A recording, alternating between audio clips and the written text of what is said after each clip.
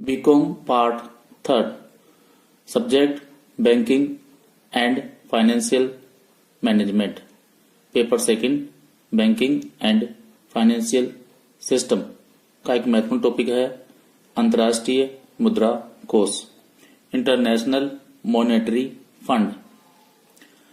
द्वितीय विश्व युद्ध के पश्चात विश्व की मौद्रिक अर्थव्यवस्था में उत्पन्न गतिरोध को दूर करने हेतु 1944 में मौद्रिक विशेषज्ञों ने अमेरिका के ब्रेटन वुड्स नामक स्थान पर आयोजित सम्मेलन में विभिन्न मौद्रिक योजनाओं पर विचार विमर्श किया।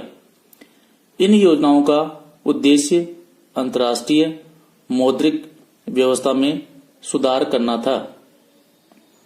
पर्याप्त विचार विमर्श करने के पश्चात इस सम्मेलन में दो मौद्रिक संस्थाओं की स्थापना का निर्णय लिया गया।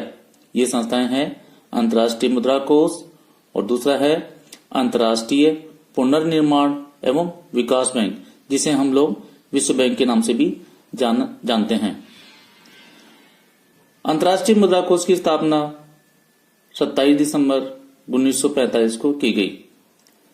अंतर्राष्ट्रीय मुद्रा कोष के कतिपय उद्देश्य भी निर्धारित किए गए हैं। कोष के स्थापित करने का मुख्य उद्देश्य एक ऐसी अंतर्राष्ट्रीय मौद्रिक व्यवस्था को स्थापित करना था जो स्वर्णमान के अंतर्राष्ट्रीय अथवा बाहरी लाभों को प्राप्त कर सके एवं स्वर्णमान के जो आंतरिक दोष थे उनको कम किया जा सके। इसके अतिरिक्त इसका उद्देश्य यह भी था कि पत्र मुद्रा पेपर मनी के आंतरिक लाभों को प्राप्त किया जा सके और उसके बढ़ाए दोषों को दूर किया जा सके। संक्षेप में कोष का लक्ष्य था स्वर्णमान और अपरिवर्तनशील पत्र मुद्रा के बीच मिलीजुली व्यवस्था स्थापित करना। इसलिए उसे व्यवस्था की संज्ञा दी गई कि आईएमएफ एक स्वर्ण मान की बदली हुई व्यवस्था है। IMF is a gold standard slightly altered. अंतर्राष्ट्रीय मुद्रा कोष के निम्नलिखित उद्देश्य हैं। पहला उद्देश्य है अंतर्राष्ट्रीय मौद्रिक सहयोग इंटरनेशनल मॉनेटरी कोऑपरेशन। इसका सबसे महत्वपूर्ण उद्देश्य एक स्थायी संस्था द्वारा विश्व के विभिन्न देशों में मौद्रिक सहयोग स्थापित करना, उसे प्रोत्साहित देना एवं मौद्रिक समस्याओं को आपसी सहयोग तथा परामर्श से हल करना है। दूसरा उद्देश्य था इसका विदेशी विनिमय दरों में स्थिरता स्थापित करना, to establish foreign exchange rates. स्वर्णमान के खंडन के बाद विभिन्न देशों की विनिमय दरों में बहुत अधिक उतार चढ़ाव होने लगे थे और उनमें भारी अस्थिरता उत्पन्न हो गई थी। विनिमय दरों में प्रतिस्पर्धात्मक अवमूल्यन कॉम्पिटिटिव डीवैल्यूएशन की नीति ने भयंकर रूप धारण कर लिया था। इन कारणों से विदेशी व्यापार में अनेक बाधाएं उत्पन्न हो गई थी, जिससे उसकी मात्रा भी कम हो गई थी।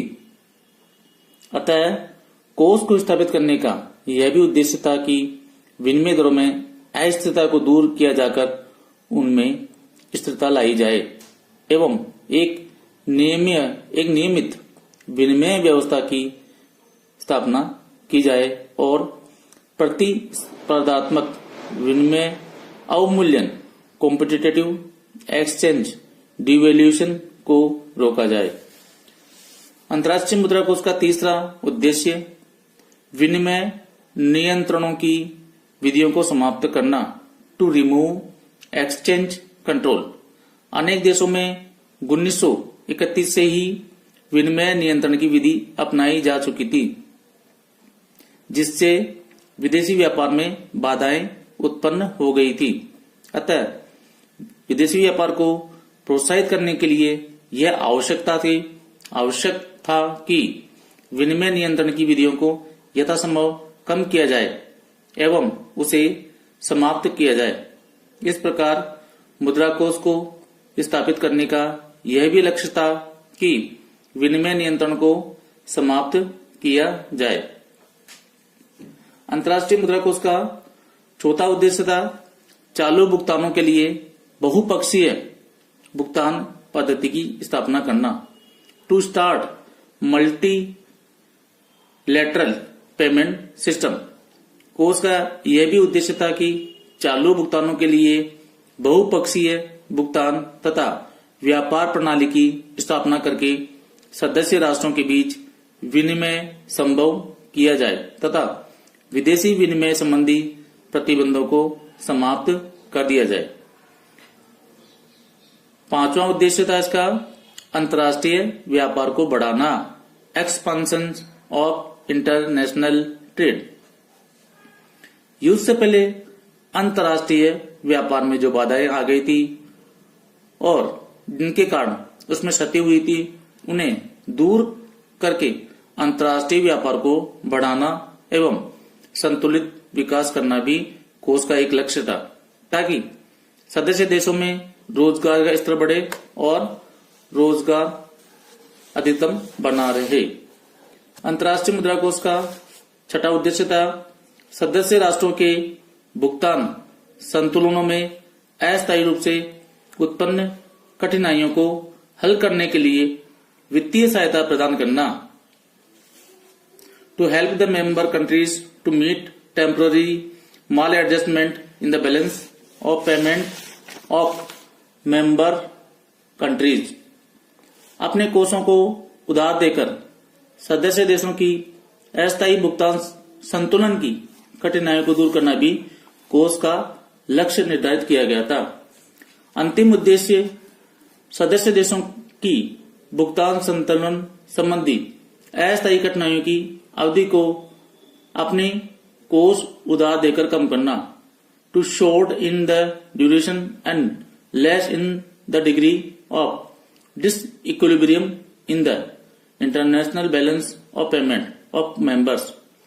अपने कोषों को उधार देकर सदस्य देशों के भुगतान संतुलन संबंधी अस्थायी कठिनाइयों की अवधि को कम करना भी कोष का लक्ष्य था।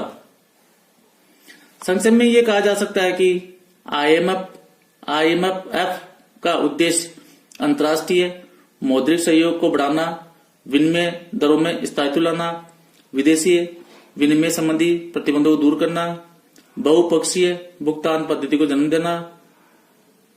इस प्रकार कोष अंतर्राष्ट्रीय मौद्रिक सहयोग को प्रोत्साहन देता है। प्रतिकूल भुगतान संतुलन की स्थिति में कोष अपने पास से ऋण देकर अस्थायी हल प्रदान करता है।